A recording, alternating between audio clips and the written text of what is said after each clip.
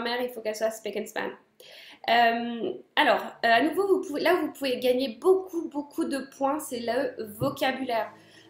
Il faut se dire qu'en fait, vous sortez tous à peu près de la même formation, donc souvent vous avez tous le même vocabulaire et c'est pas faux, hein, mais c'est juste, c'est pas très glamour. C'est-à-dire que par exemple, vous adorez le mot increase, c'est pas faux, hein, c'est tout à fait valable.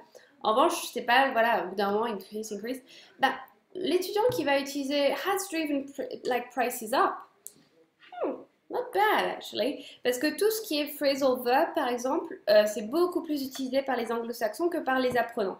Donc il faut essayer d'utiliser au maximum les verbes prépositionnels. Il faut essayer d'utiliser au maximum les phrasal verbs.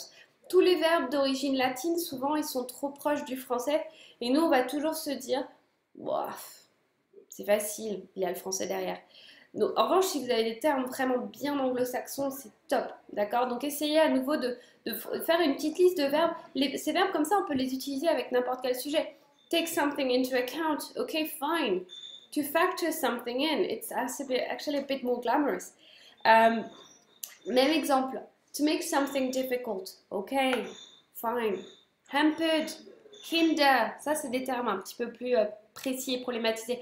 To put in place, okay. Implement, to enforce, ça c'est des termes beaucoup plus précis. D'accord? Donc vous voyez, une phrase qui est en bas est tout à fait correcte, mais pas vraiment très intéressante d'un point de vue du vocabulaire, c'est-à-dire the putting in place of new policies have been made difficult by the public's wrong image of the EU. Et bien après on a une phrase quand même qui en jette un peu plus. The implementation of new policies has been input by the public's bias against the EU. Ça marche mieux quand même. Vous trouvez aussi?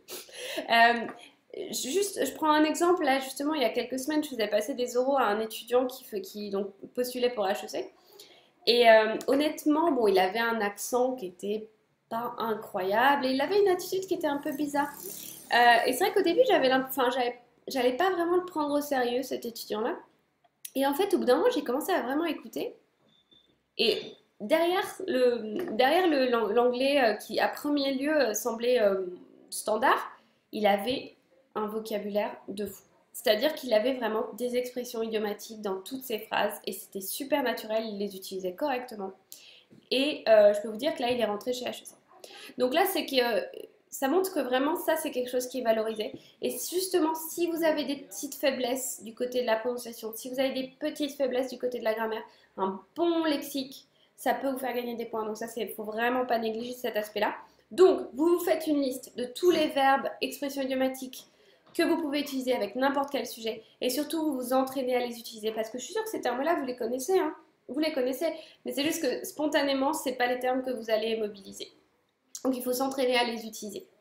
Moi, ce que je faisais quand j'avais des oraux, puisque j'ai passé des oraux moi-même aussi, je m'amusais à me faire j'avais appris 10 expressions idiomatiques, vous savez, celles qui marchent avec tout. Pave the way for, to put things at loggerheads with, ça veut dire en contradiction. Et dès les 3 premières secondes de ma préparation, je les écrivais toutes sur une feuille blanche que je mettais à côté. Et en fait, pendant l'épreuve, je m'amusais à faire des checks en fait. Et je regardais, ah tiens, ça j'ai pu la caser, ça j'ai pu la caser, ça j'ai pu la caser. Et alors, ça marche pas pour tout le monde, hein, mais je pense que ça peut être intéressant de faire un petit peu ce genre de petites choses. Essayez de montrer. En gros, vous avez 15 minutes pour faire la pub de votre anglais. Ok? Alors là, c'est juste un petit point sur les termes qu'on entend tout le temps et qui malheureusement sont pas bons et qui énervent. Et ça énerve les examinateurs parce qu'on en a assez, on rabâche toujours ça en cours.